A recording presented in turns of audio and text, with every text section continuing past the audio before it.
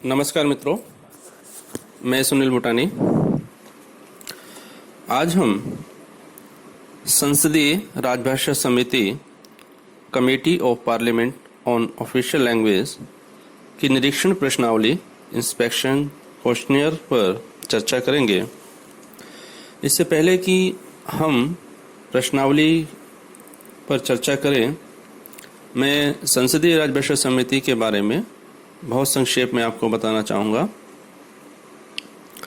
संसदीय राजभाषा समिति लोकसभा के 20 और राज्यसभा के 10 सदस्यों की एक बहुत ही प्रतिष्ठित समिति है। यह समिति केंद्रीय सरकार के मंत्रालयों, विभागों और इनके संबद्ध अधीनस्थ कार्यालयों आदि का राजभाषा निरीक्षण करती है। यह समिति अपनी रिपोर्ट सीधे महामहिम राष्ट्रपति जी को सौंपती है। यह एकमात्र ऐसी संसदीय समिति है जो अपनी रिपोर्ट संसद के किसी सदन के समक्ष सीधे रखने की बजाय महामहिम राष्ट्रपति महोदय को सौंपती है।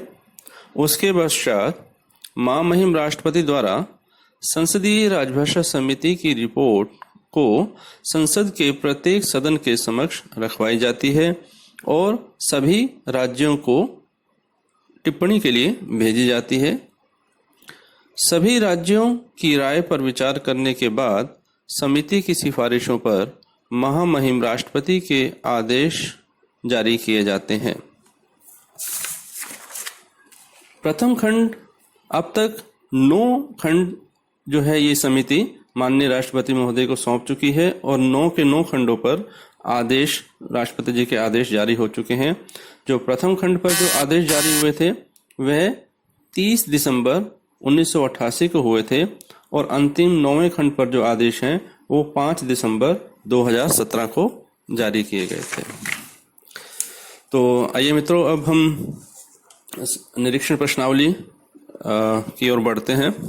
सर्वप्रथम सबसे पहला जो हमारा आवरण पृष्ठ है, कवर पेज जिसे हम कहते हैं, उसमें स्पष्ट रूप से लिखा है कि ये निरीक्षण प्रश्नावली है और किस संबंध में है। सबसे पहले है निरीक्षण किए जाने वाले कार्यालय का नाम व पूरा पता, name and full address of the office to be inspected.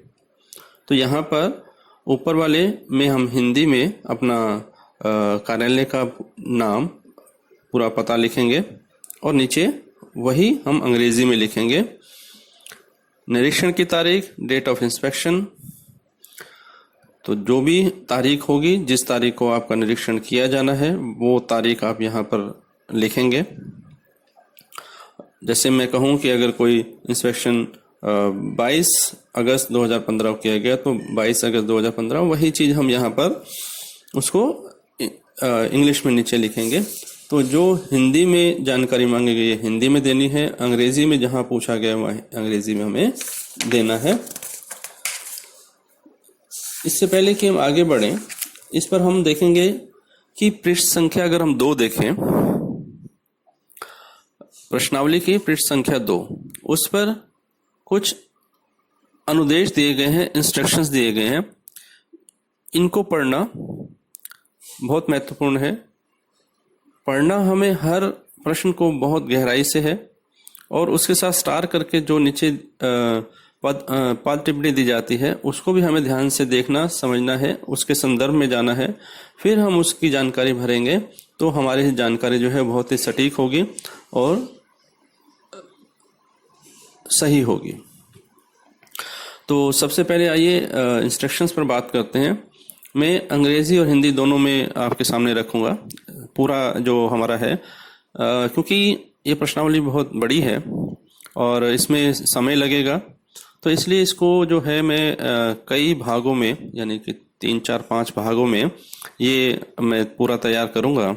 तो सबसे पहले जो भी आज भाग 1 पर हम काम कर रहे हैं उसमें हम शुरुआत में हम जो है सबसे पहले इंस्ट्रक्शंस को देखते हैं। सबसे पहला है, पहले हिंदी में फिर अंग्रेजी में।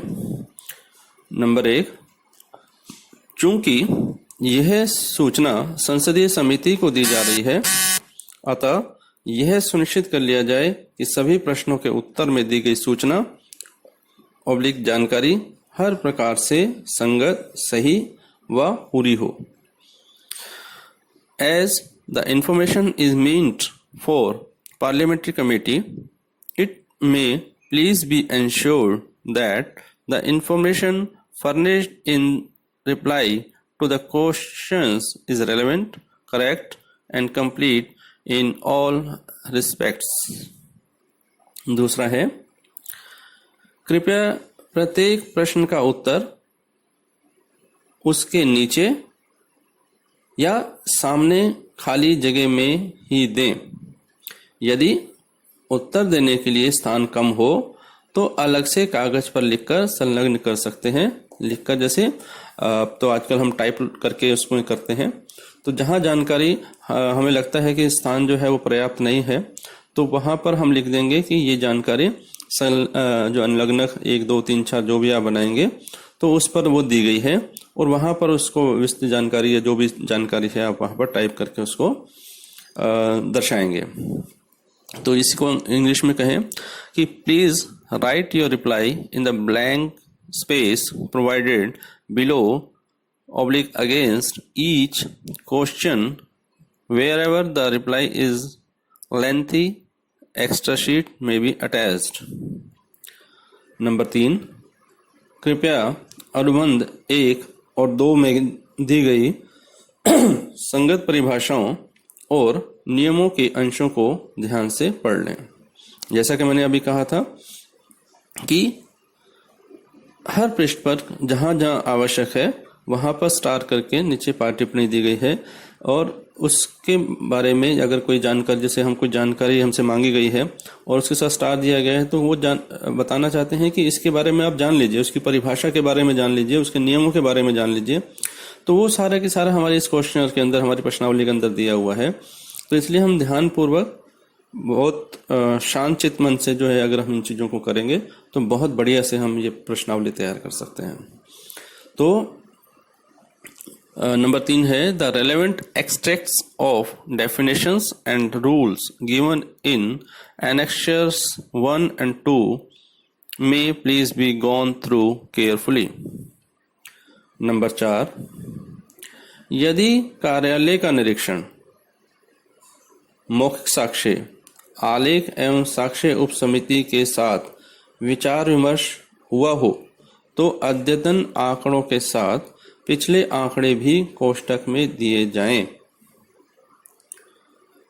तीनों कार्यक्रमों में से सबसे बाद में संपन्न कार्यक्रम के आंकड़े ही दिए जाने अपेक्षित हैं। अर्थात जैसा कि हम जानते हैं कि जो निरीक्षण जो है अलग अलग तरह की समिति होती हैं। एक जो सामान्य निरीक्षण करते हैं, एक मौखिक साक्ष्य और आलेख एवं साक्ष्य उप समिति भी एक अलग से होती है जो कि निरीक्षण करती है। तो ऐसे में वो ये कहना चाहते हैं कि जब भी कोई निरीक्षण होता है तो उस निरीक्षण से पिछले निरीक्षण जो जिस किसी भी समिति ने भी किया हो, चाहे वो आलेख एवं साक्ष्य उप समिति हो या मौखिक साक्ष्य उप समिति हो, तो उसके जो आंकड़े हैं वो हम कोष्ठक में यानी ब्रैकेट में हम देंगे। उदाहरण के लिए अगर कोई सूचना में हमने आंकड़ा दिया 10, तो हमने जो पिछला निरीक्षण हुआ था तो उसमें हमारा क्या आंकड़ा था ताकि उसका तुलनात्मक विश्लेषण हो सके। उदाहरण के तौर पे हमने कोई कहा कि कुल कितने अधिकारी कर्मचारी हैं, तो हमने कहा 50। तो हम पिछला जो निरीक्षण हुआ था संसदीय समिति के किसी भी उप समिति का, तो हम उसको देखेंगे कि उसके अंदर कितने थे। हो सकता है वो 55 हो सकता है 45 हो। तो जो भी होगा तो पिछले जो हमने सूचना दी थी समिति को, उप समिति को, उसको हम ब्रैकेट में लिख देंगे। ठीक है। और कौन सा देंगे? जो बिल्कुल लास्ट हमारी मीटिंग हुई है, हमारा जो निरीक्षण हुआ है। तो अब इसी का पॉइंट नंबर 4 जो है हम अंग्रेजी में देखें। If the inspection oral evidence discussion program with the drafting and evidence subcommittees of the office has been held before, the previous figures may be given in the bracket along with update figures. Of the three programs, figures of the program which was conducted last are required to be given. Next है number 5, जहां लागू हो शिक्षा विभाग, bank, उपक्रम, मुख्यालय, आकाशवाणी केंद्र, railway station, शैक्षणिक संस्थाओं, प्रशिक्षण संस्थाओं, दूरसंचार विभाग आदि से संबंधित पूरक प्रश्नावली भी भरें। जैसा कि कुछ संस्थाओं का उल्लेख किया गया कि उनके लिए कुछ अलग से एक पूरक प्रश्नावली है, जो यदि इन जिनका मैंने उल्लेख किया उनका अगर निरीक्षण होता है तो वे जो पूरक प्रश्नावली है वो भी साथ में भरी जाएगी। आइए इसको इंग्लिश में देखते हैं।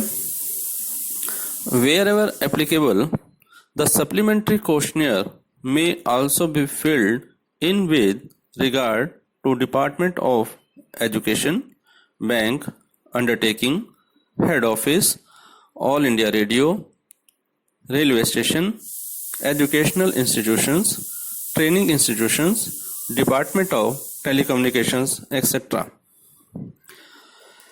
नेक्स्ट और अंतिम अनुदेश है नंबर 6, मंत्रालय विभाग के निरीक्षण के समय मंत्रालय या विभाग से संबंधित पूर्ण प्रश्नावली भी भरी जाए।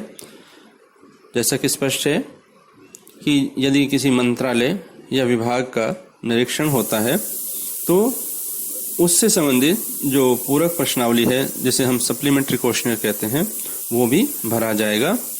तो आइए इसका अंग्रेजी देखते हैं।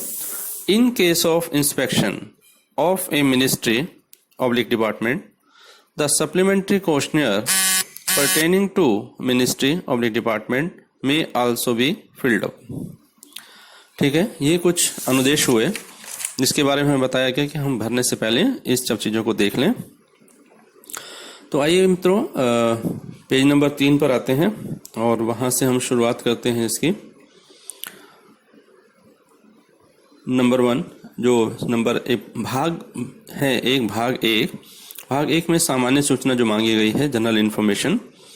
सबसे पहला है कार्यालय का पता का नाम एवं पूरा डाक पता, विद इन ब्रैकेट है पिन कोड सहित।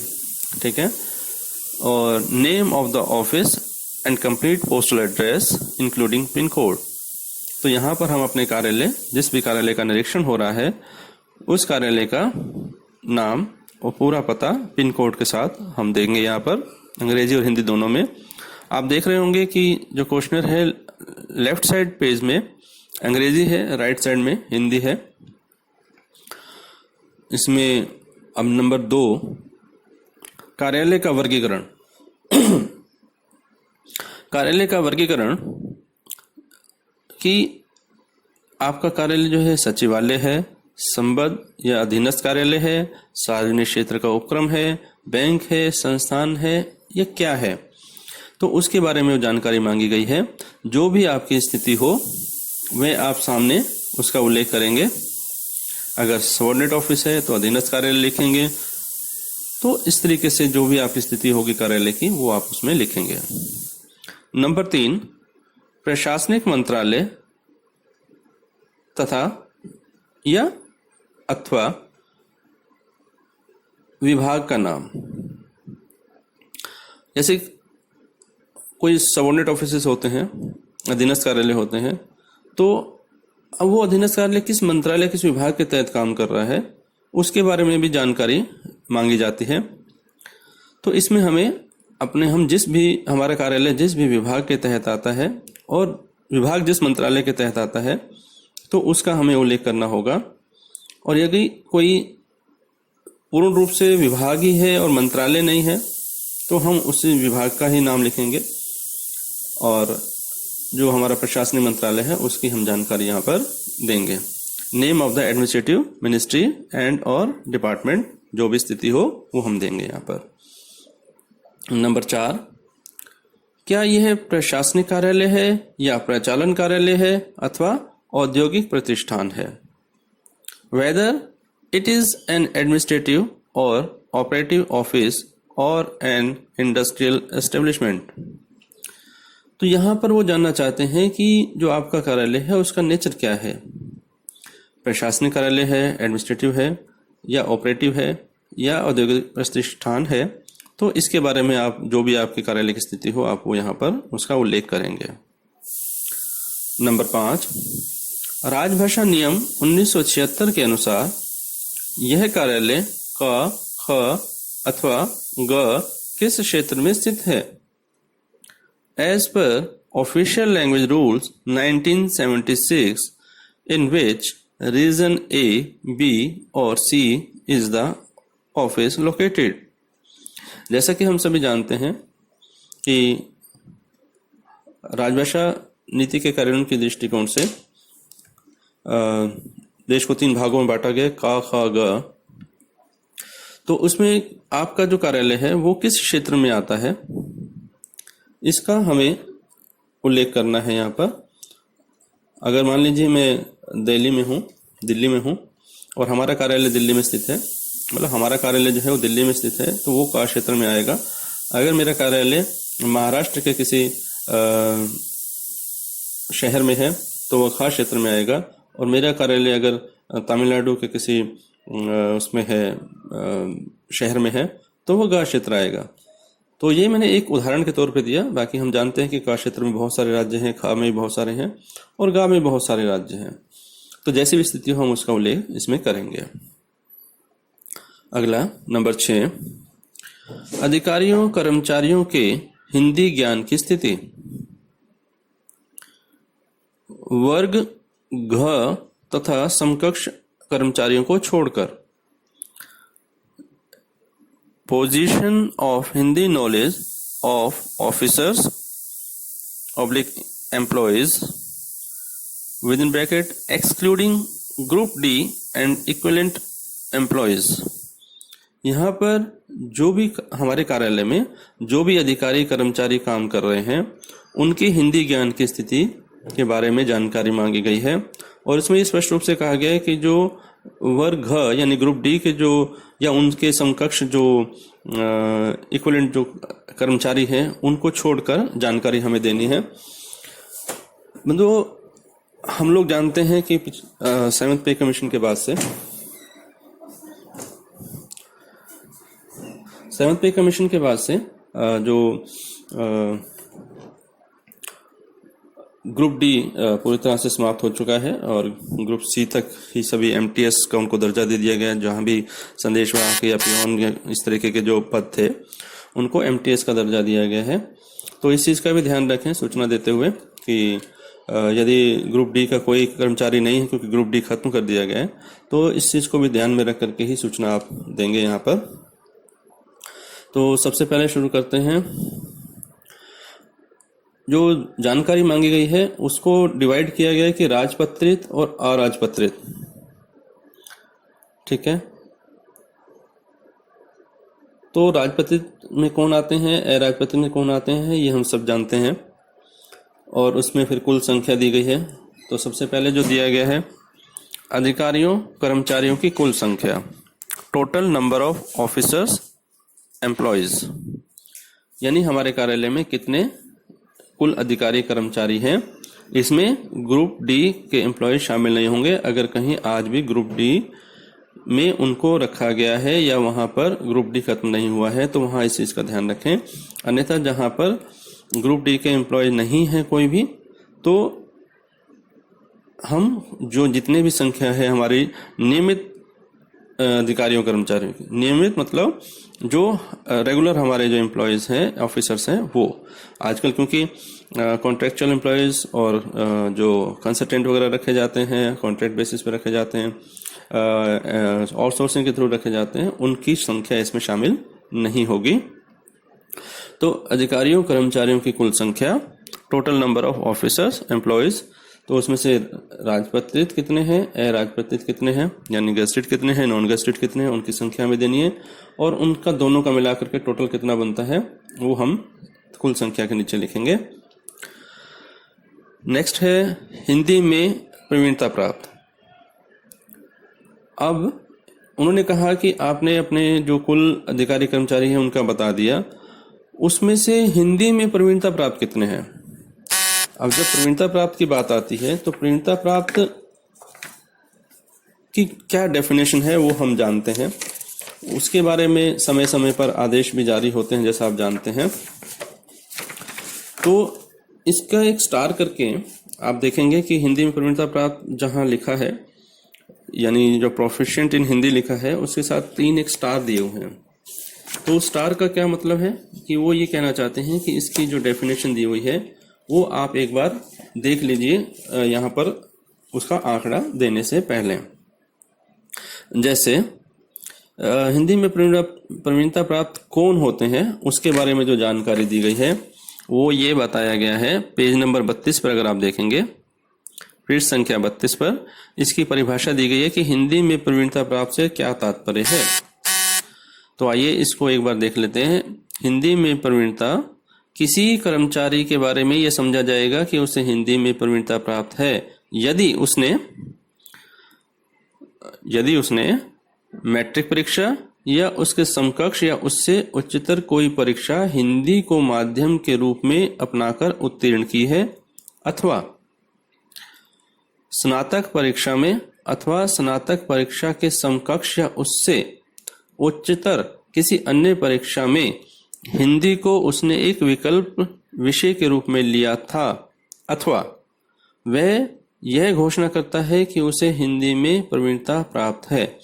इन तीनों में से जो कोई भी स्थिति हो तो वह हिंदी में प्रवीणता प्राप्त माना जाता है। इसी को हम इंग्लिश में अगर देखें, proficiency in English Hindi, an employee shall be deemed to possess proficiency in Hindi if he has passed the matriculation or any equivalent or higher examination with Hindi as the medium of examination, or he has taken Hindi as an elective subject in the degree examination or any other examination equivalent to or higher than the degree examination, or he declares himself to possess proficiency in Hindi। तो मित्रों, हमने हिंदी में प्रवीणता प्राप्त की जानकारी देने से पहले हमने ये उसकी परिभाषा को हमने देखा। ये हम जानते हैं कि समय समय पर हिंदी में प्रवीणता प्राप्त जो अधिकारी कर्मचारी होते हैं उनको राजभाषा नियम 8(4) के तहत व्यक्तिशः आदेश बाय नेम जो आदेश भी जारी किए जाते हैं उसके आंकड़े हमारे पास पहले से होते हैं। मैं सिर्फ एक विस्तार से आपको परिभाषा से परिचित मैंने कराया। तो इसमें हिंदी में प्रवीणता प्राप्त कितने हैं, तो इसके आंकड़े प्रत्येक कार्यालय में होते हैं। तो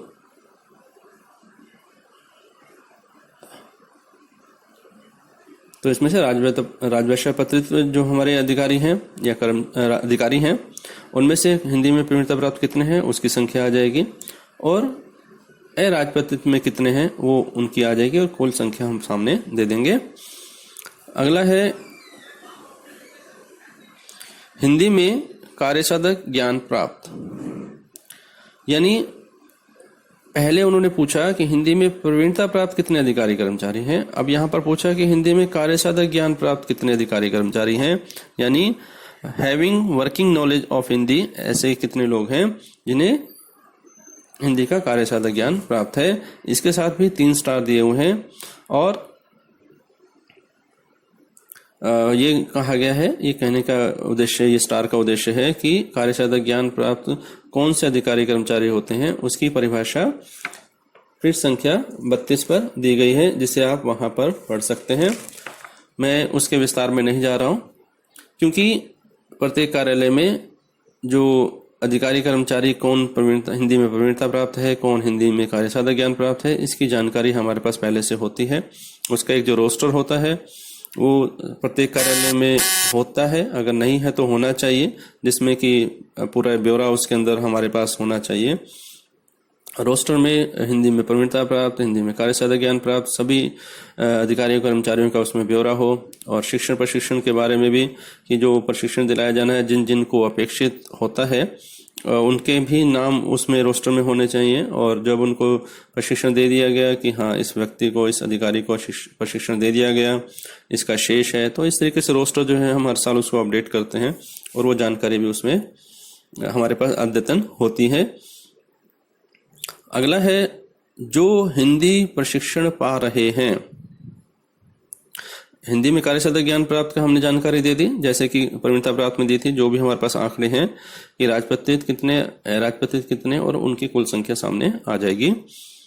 तो जो अगला है जो हिंदी प्रशिक्षण पा रहे हैं, अंडरगोइंग ट्रेनिंग इन हिंदी, यानी मान लीजिए कि 50 लोग हैं, उसमें से प्रवीणता प्राप्त 25 लोग हैं, कार्यसाधक ज्ञान प्राप्त जो है वो 23 लोग हैं, तो जो अंतर है 2 लोगों का,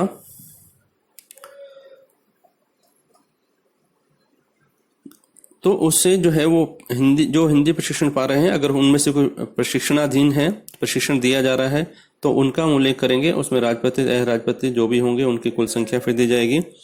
अगला बिंदु है जिन्हें अभी हिंदी प्रशिक्षण के लिए भेजा जाना है, यानी जो अंतर दोनों का है प्रवीणता प्राप्त और कार्यसाधक ज्ञान प्राप्त के बीच में, वो ट्रेनिंग पा रहे हैं या उनको भेजा जाना है।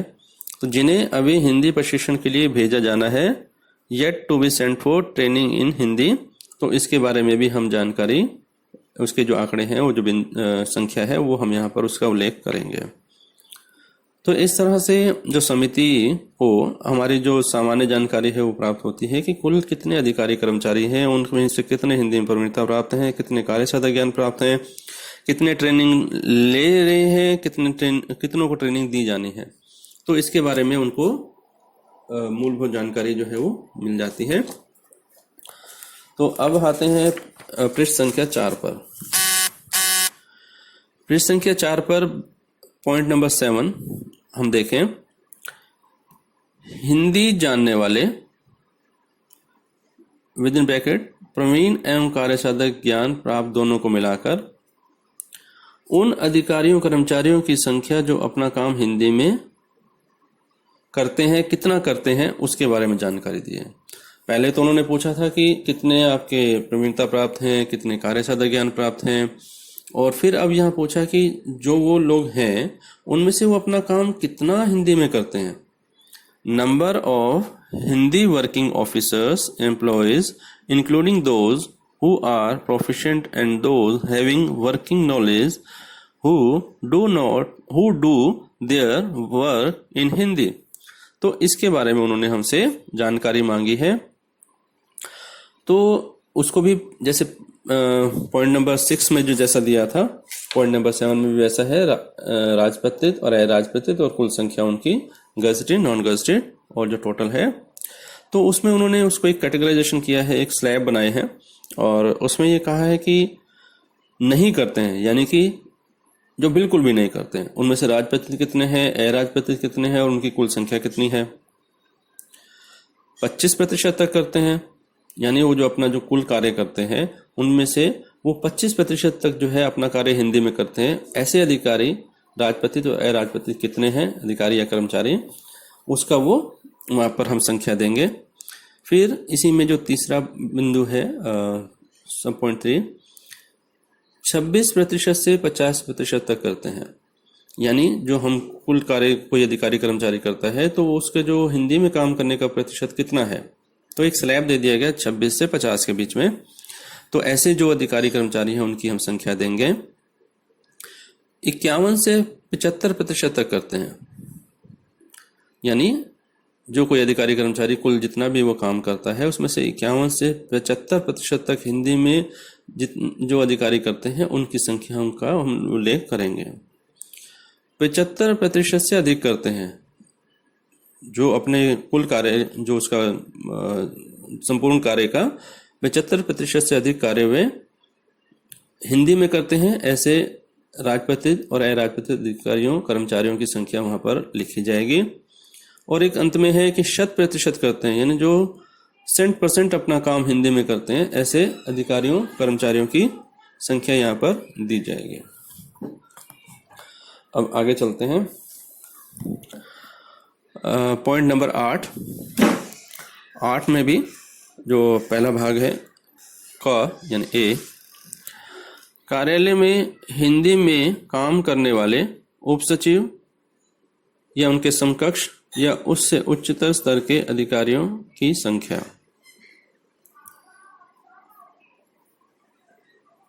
आप देख रहे होंगे उप सचिव अवलिक समकक्ष जो लिखा है उसके साथ में 3 स्टार दिए हुए हैं। तो इसका तात्पर्य है कि उसकी जो परिभाषा है उसके बारे में बताया गया है कि उनका उप सचिव और समकक्ष से क्या तात्पर्य है, समकक्ष से क्या तात्पर्य बेसिकली। तो इसमें जो जानकारी मांगी गई है उच्च अधिकारियों की कुल संख्या यानी डिप्टी सेक्रेटरी एंड अबव या इक्विवेलेंट जो है, ऐसे अधिकारियों की कुल कितनी संख्या है आपके कार्यालय में, उसकी हम कुल संख्या देंगे। हिंदी में प्रवीणता प्राप्त की संख्या यानी जो हमारे कुल अधिकारी हैं ऐसे डिप्टी सेक्रेटरी इक्विवेलेंट या उनसे हायर ग्रेड के, तो उनमें से हिंदी में प्रवीणता प्राप्त कितने हैं उसकी जानकारी इसमें हमें देनी है। जो मैंने आपको बताया था कि रोस्टर जो हमारे पास होता है उसमें सारी हमारे पास जानकारी होती है प्रवीणता प्राप्त कार्यसाधक ज्ञान की, तो वहां से हम इसके आंकड़े ले लेंगे। और फिर आगे पूछा है कि जो कॉलम 2 में से निम्न स्वरूप में हिंदी में कार्य करने वालों की संख्या, यानी जो हिंदी में प्रवीणता प्राप्त की जो संख्या हमने दी है उनमें से वो कह रहे हैं कि जो अधिकांशतः कितने लोग करते हैं। मान लीजिए अगर हमने यहाँ 10 की संख्या दी थी तो अधिकांशतः कितने करते हैं, भाई ज्यादातर काम कितने अधिकारी करते हैं, सामान्यतः कितने करते हैं, नगण्य यानी कि जो कहें कि नेग्लिजिबली कितने करते हैं। ठीक है, तो ऐसे अधिकारियों का जैसे हमने कुल संख्या दी है उसमें से जो संख्या जिस मद के तहत आ सकती है, जिस कैटेगरी के अंदर आ सकती है, हम उसका संख्याओं का उल्लेख करेंगे। फिर साथ में यह भी पूछा गया कितने अधिकारियों को पर्सनल कंप्यूटर सुविधा उपलब्ध कराई गई है। How many officers have been given the facility of personal computers. तो जो हमने अधिकारी कुल दिए हैं उनमें से कंप्यूटर की जो सुविधा है वो कितने अधिकारियों को उपलब्ध कराई गई है उसकी संख्या हमें यहाँ पर देनी है। अगला है इनमें से कितने कंप्यूटरों में हिंदी सॉफ्टवेयर उपलब्ध है। Out of these, how many officers are themselves working on these out of these, on how many computers Hindi software is available। यानी जो हमने जो इससे पहले जो सूचना हमने दी कि कितने अधिकारियों को पर्सनल कंप्यूटर उपलब्ध कराया गया है, अगर मान लीजिए 10 के 10 को उपलब्ध कराया गया है तो उनमें से कितने कंप्यूटरों में हिंदी सॉफ्टवेयर सुविधा उपलब्ध है, यानी कि हिंदी में काम करने की सुविधा उसमें कितने कंप्यूटरों में है। क्योंकि आज सॉफ्टवेयर से हम आगे निकल करके यूनिकोड के ज़माने में आ चुके हैं, तो वहाँ पर ये इनबिल्ट सुविधाएं होती हैं, सिर्फ एक्टिवेट करना होता है, कंपैटिबल बनाना होता है। तो इसलिए जो पहले सॉफ्टवेयर इस्तेमाल हुआ करते थे इसलिए यहाँ सॉफ्टवेयर शब्द इस्तेमाल हुआ है।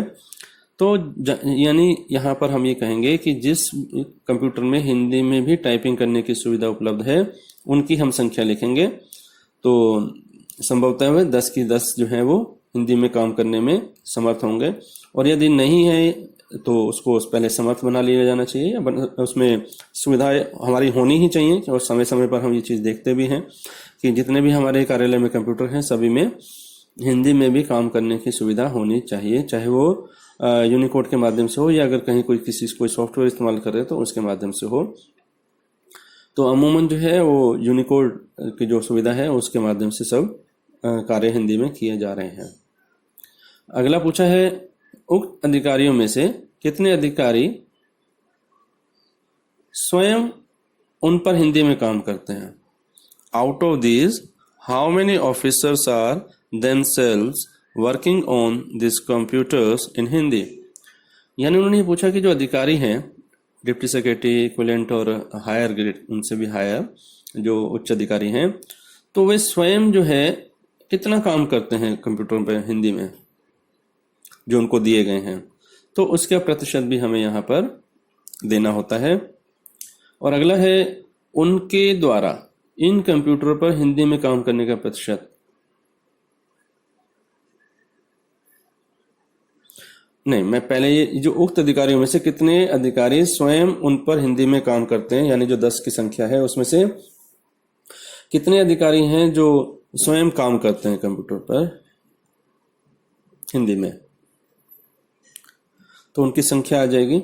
और फिर नेक्स्ट में जो उन्होंने पूछा है कि उनके द्वारा कंप्यूटर पर हिंदी में काम करने का प्रतिशत क्या है, यानी पहले तो ये पूछा कि कितने अधिकारी काम करते हैं हिंदी में कंप्यूटरों पर, फिर ये कि कितना प्रतिशत काम करते हैं, what is the percentage of work done by them in Hindi on these computers. तो इसका आंकड़ा हम यहाँ पर प्रतिशत में देंगे। अब इसी में जो पॉइंट 8 था उसका जो पार्ट बी है ख भाग, उसमें जो ये पूछा गया है कार्यालय में उपसचिव या समकक्ष या उनसे उच्चतर स्तर के अधिकारियों द्वारा कितने प्रतिशत श्रुत लेख हिंदी में दिया जाता है। What is the percentage of dictation given in Hindi by the deputy secretary, equivalent and higher level officers in the office? यानी जो ऊपर हमने देखा कि जो डेप्यूटी सेक्रेटरी या उनके जो समकक्ष अधिकारी हैं या उनसे उच्चतर स्तर के जो अधिकारी हैं वो जो डिक्टेशन देते हैं सामान्य तौर पर, उसमें से हिंदी में जो डिक्टेशन दी जाती है उसका कितना प्रतिशत है। अगर 10 डिक्टेशन दी उसमें से 5 जो है वो हिंदी में दी गई तो 50% हमारा यहाँ हो गया। तो इसी तरीके से अनुमानित तौर पर यह संख्या उसमें दर्ज की जाती है। इनमें से कितने अधिकारी कीबोर्ड पर स्वयं टंकन करते हैं, यानी जो डिक्टेशन देते हैं अधिकारी हिंदी में, इंग्लिश में दोनों देते हैं, हिंदी में जो देते हैं उसके प्रतिशत की बात है। फिर उन्हीं मतलब अधिकारियों में से पूछा गया कि जो डिक्टेशन देते हैं कितने प्रतिशत देते हैं, और इनमें पूछा गया कि इनमें से कितने अधिकारी कीबोर्ड पर स्वयं टंकन करते हैं। Out of these officers how many officers do typing work themselves on keyboard, यानी वो खुद जो है वो टंकन कितने अधिकारी करते हैं। तो जैसा कि आजकल हम जानते हैं कि वरिष्ठ स्तर पर भी जो अधिकारी हैं वो बहुत सा काम जो है वो स्वयं खुद कीबोर्ड का इस्तेमाल करते हुए अपने कंप्यूटर लैपटॉप पर करते हैं, क्योंकि बहुत सारे ऐसे दस्तावेज ऐसी नोट होते हैं जो बहुत ही गोपनीय और बहुत ही संवेदनशील प्रकृति के भी होते हैं, और वे जो वरिष्ठ अधिकारी हैं वो स्वयं तैयार करना उसकी गोपनीयता के कारण भी हो सकता है और अन्य भी कारण हो सकते हैं उसके, तो वो स्वयं भी करते हैं। तो उसके बारे में ये पूछा गया है। नेक्स्ट है उक्त अधिकारी कितना प्रतिशत हिंदी टंकन कार्य करते हैं। What is the percentage of Hindi typing work done by these officers.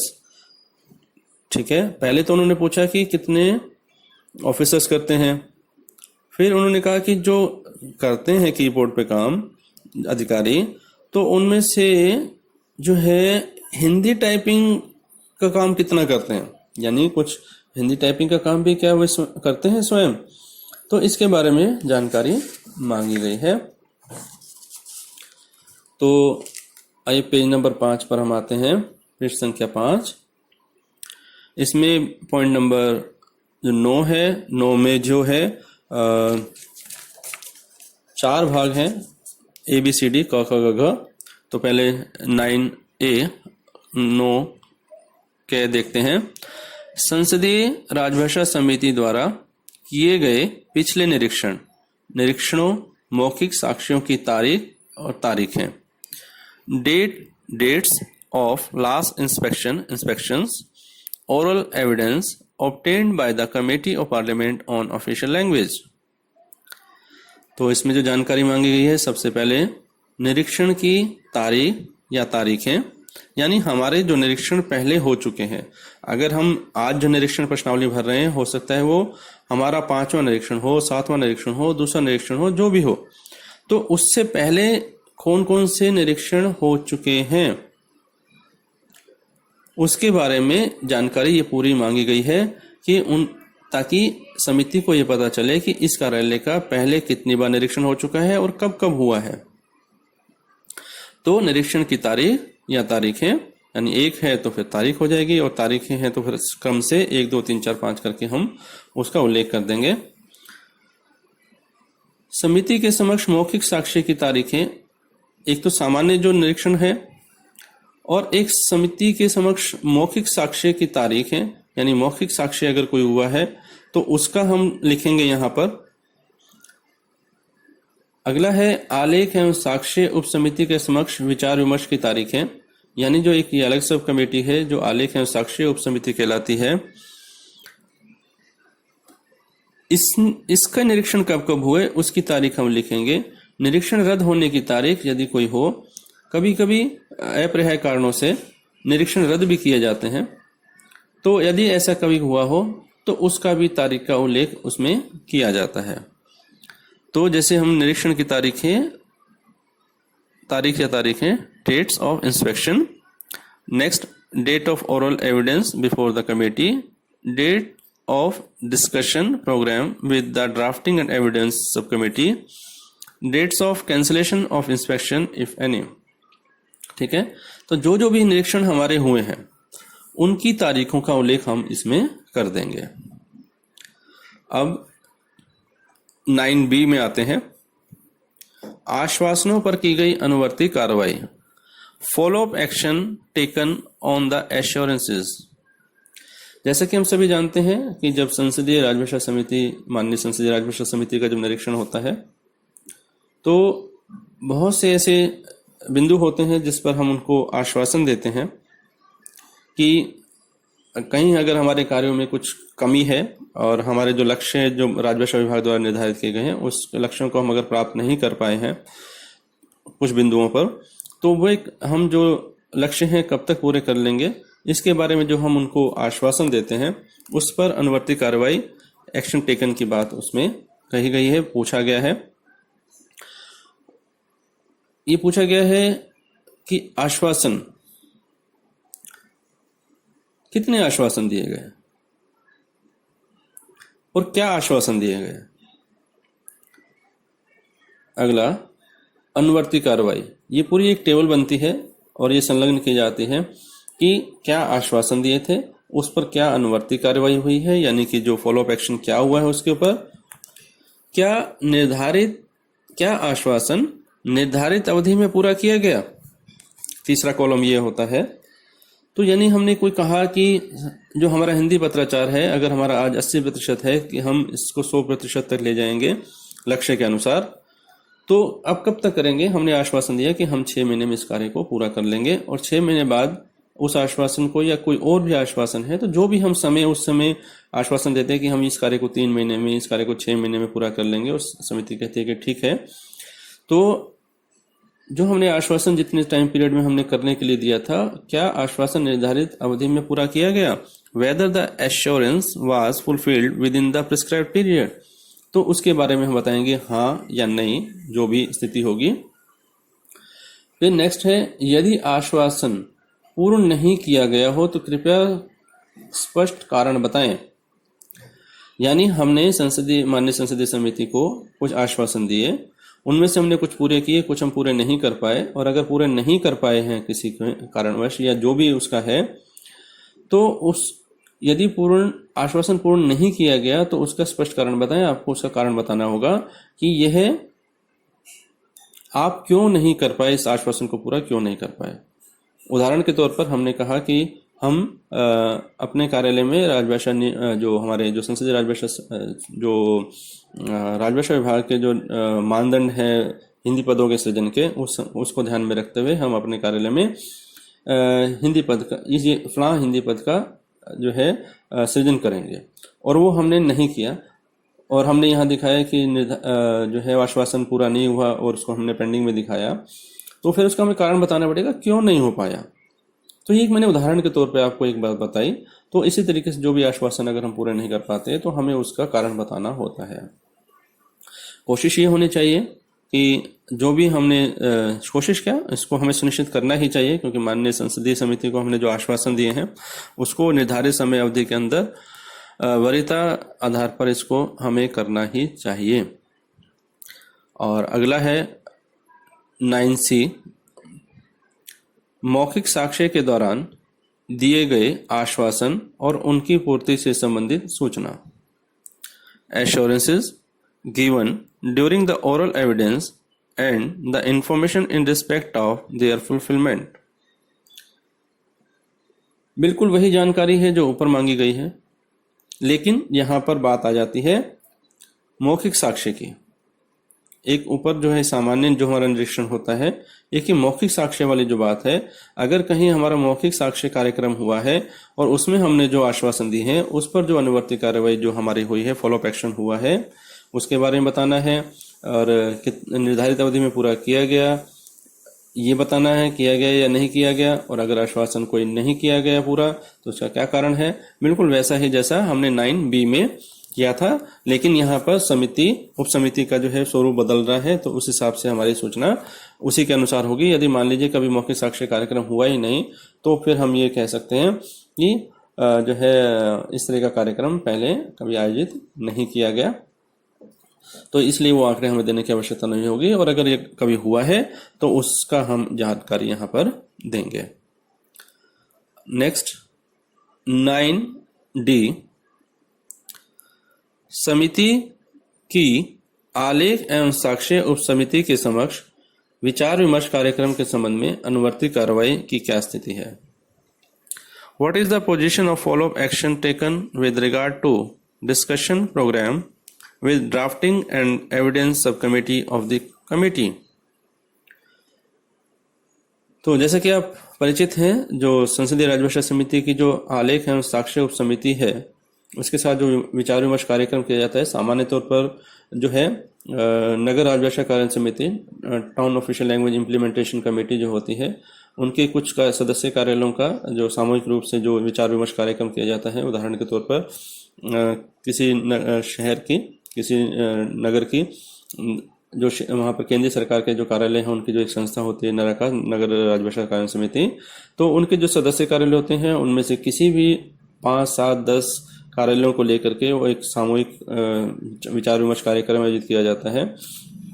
तो उस दौरान जो है सभी को अपना अपनी निरीक्षण प्रश्नावली तैयार करनी होती है और नराकास के तत्वावधान में जो है वो कार्यक्रम आयोजित किया जाता है और उसमें जो है सभी कार्यालय अपना अपना जो ब्यौरा है, प्रश्नावली यही होती है और इसमें अपने अपने आंकड़े प्रस्तुत करते हैं और उसको जो भी कोई आश्वासन होता है या जो भी निर्देश होते हैं वो अलग अलग कार्यालय को अलग अलग ही दिए जाते हैं। तो उसके बारे में जो है अनुवर्ती कार्रवाई के बारे में पूछा गया है कि अगर यदि कभी ऐसा हुआ है कि आपका निरीक्षण हुआ है तो उसके जो संबंध में क्या कुछ अनुवर्ती कार्रवाई की गई है उसकी स्थिति के बारे में हमें यहाँ पर उल्लेख उसका करना होता है। यदि विस्तृत है तो हम अलग से एक जो है शीट लगा करके और उसको अनुलग्न जो भी हम नंबर देंगे क्रमशः वो हम उनको जानकारी उपलब्ध करवाएंगे। तो साथियों, ये जो पार्ट 1 था ये हमारा पूरा हुआ पेज नंबर 5 तक, और इसी तरीके से जो है भविष्य में पार्ट 2, पार्ट 3 और जहाँ जहाँ, क्योंकि ऑडियो बहुत लंबी ना हो जाए इसलिए जो है इसको खंडों में विभाजित करने की चेष्टा की गई है। तो इसलिए मैं अब आगे जो भविष्य में हम लोग पार्ट 2 में जितने भी हम लोग उसको कवर कर पाएंगे उस तरीके से करेंगे और क्रमबद्ध जो है हम इसको आगे बढ़ाएंगे। तो मुझे उम्मीद है कि जो जितना भी हमने चर्चा की पेज नंबर 5 तक, पृष्ठ संख्या 5 तक, तो वो आपको बहुत जो है वो लाभकारी और उपयोगी सिद्ध होगी, ऐसा मेरा विश्वास है। तो इन्हीं शब्दों के साथ धन्यवाद।